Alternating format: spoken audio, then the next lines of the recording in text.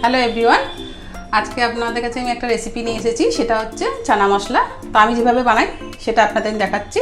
প্রথমে দেখুন আমি কিছুটা কাবলি ছোলা সিদ্ধ করে এখানে নিয়ে নিয়েছি, এবং এর মধ্যে আমি যা যা মশলা দেবো দেখুন, এখানে আমি টমেটো নিয়েছি, রসুন নিয়েছি, পেঁয়াজ নিয়েছি, আর আলু কুচিটা ভেজেই ছোলার সাথে মিশিয়ে দেবো। এছাড়াও নুন, হলুদ, কাশ্মীরি লঙ্কার গুঁড়ো।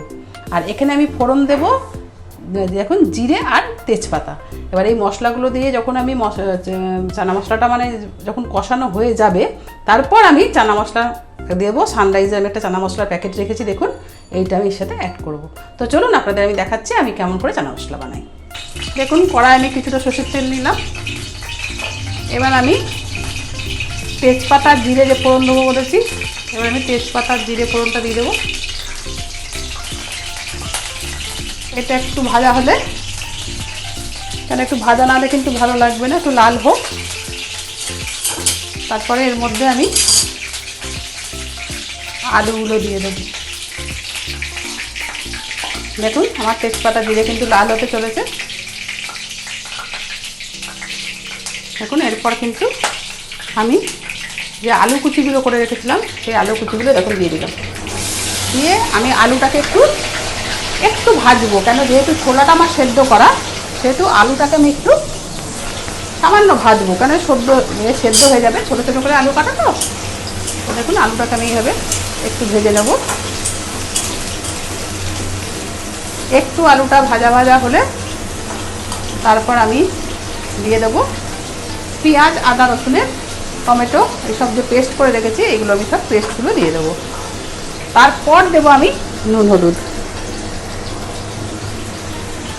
দেখুন আমার আলুটা হালকা ভাজা হয়ে গেছে, বেশি ভাজবো না, ছোট ছোট তো। আর আপনার ছোলাটা সেদ্ধ করা। এরপর আমি পেস্টটা দিয়ে দিলাম মশলা দিয়ে। এর মধ্যে আমি ঠিক পরিমাণ মতো নুন, আমি হলুদ সব দিয়েই রেখেছি। যে যতটা কোয়ান্টিটি করবেন সে ততটাই কিন্তু নুন, হলুদ, মিষ্টি দেবেন। আমি যতটা করবো আমি ততটা পরিমাণেই রেখেছি সব। আর এখানে আমি কিছুটা লঙ্কার গুঁড়ো অ্যাড করে দিলাম। দেওয়ার পর এবার আমি এটাকে ভাজবো।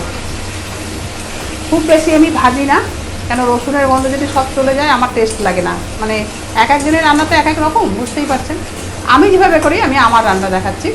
আর এর মধ্যে হালকা একটু চিনি দেবেন কিন্তু, কারণ চানা মশলা মাত্রই জানেন একটু মিষ্টি মিষ্টি হয়। এবার আমি মশলাটাকে একটু ভাজতে থাকবো। মশলাটা দিয়ে আমি 4 থেকে 5 মিনিট কষিয়ে নিলাম। দেখুন লাল হয়েছে। এবার আমি সেদ্ধ করা ছোলাটা এর সাথে অ্যাড করে দেবো।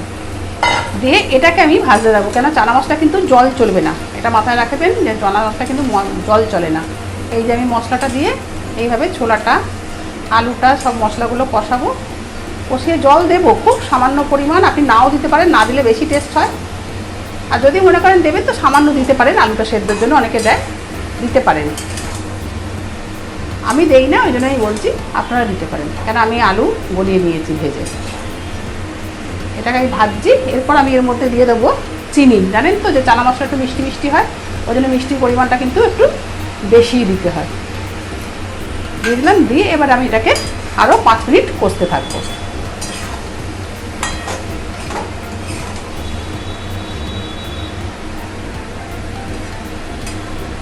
দেখুন মশলাটা দিয়ে কষিয়েছি। এবারে পেঁয়াজের জলটা বেরিয়েছে, সেটা দিয়ে আমার আলুটা সম্পূর্ণ সিদ্ধ হয়ে গেছে। এবার আমি চানা মশলাটাকে এর সাথে অ্যাড করব। এবার যে যতটা কোয়ান্টিটি করবেন সে কিন্তু ততটাই চানা মশলা অ্যাড করবেন, আর মিষ্টিও ততটা, নুন হলুদও দেখে নেবেন। এবার আমি এটাকে ভালো করে এর সাথে মিক্স করে আরও আমি 5 মিনিট ফোটাবো, তাহলে আমার চানা মশলা রেডি হয়ে যাবে। এই দেখুন আস্তে আস্তে চানা মশলা পুরো কালারটা আসছে। আমার চানা মশলা রেডি। দেখুন একদম কষা, জল না দিয়ে করলে ভালো। যদি কেউ না পারেন মশলা ধোয়া জলটা দিতে পারেন, তো খেতেও খুব ভালো হয়। তো যদি আপনাদের আমার এই রেসিপিটা ভালো লেগে থাকে তাহলে অবশ্যই পাশে থাকবেন। টাটা।